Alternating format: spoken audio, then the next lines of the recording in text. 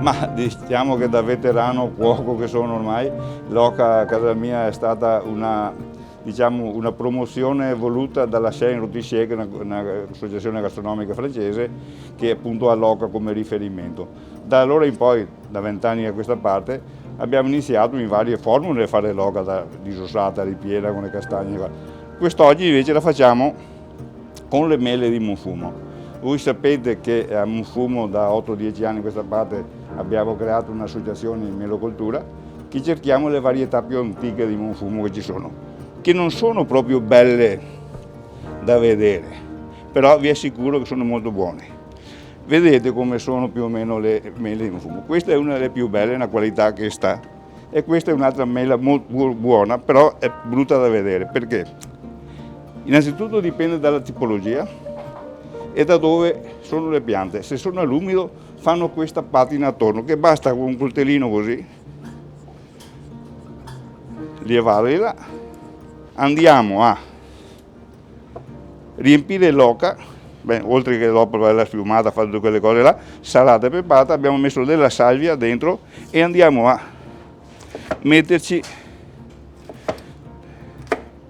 la riempiamo con delle mele. Queste mele che poi, quando è cotta, ci serviranno anche per fare il sugo. Praticamente le stringeremo con il setaccio, qualcosa, un passino, e dopo lo passiamo tutto assieme al sugo.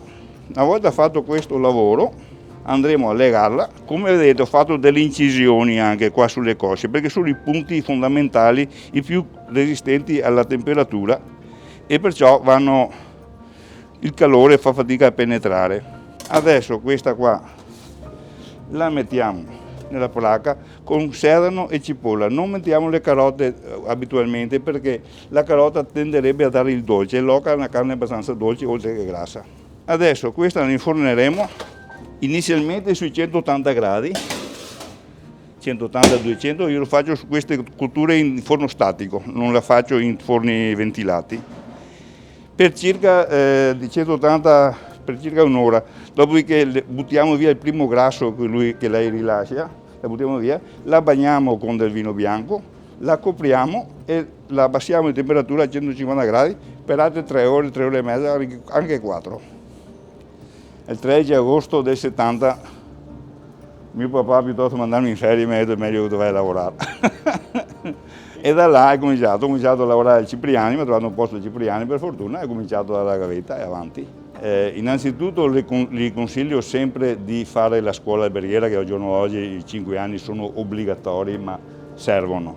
Ma dopo di non fermarsi mai a quelle nozioni che dà la scuola alberghiera. È importante trampolino di lancio, però non ti dà quello che serve per la cucina a tutti gli effetti. Bisogna che siano molto curiosi innanzitutto, cioè chiedere sempre per cosa, per come una cosa va fatta, l'altra no, cioè essere curiosi proprio in generale su tutto quanto che è il panorama culinario. Questo è il consiglio che io do, dopo abnegazione e sacrificio. Ecco qua, siamo arrivati al risultato finale della oca cotta al forno con le mele.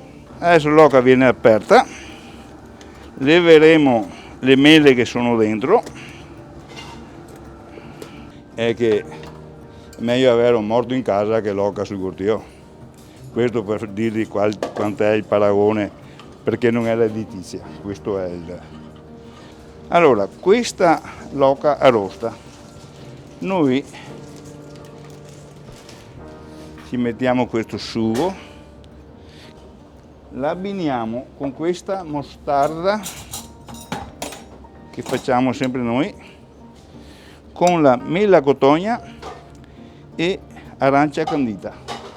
Chi non mangia l'oca a San Martin non vede il becco di un quattrin.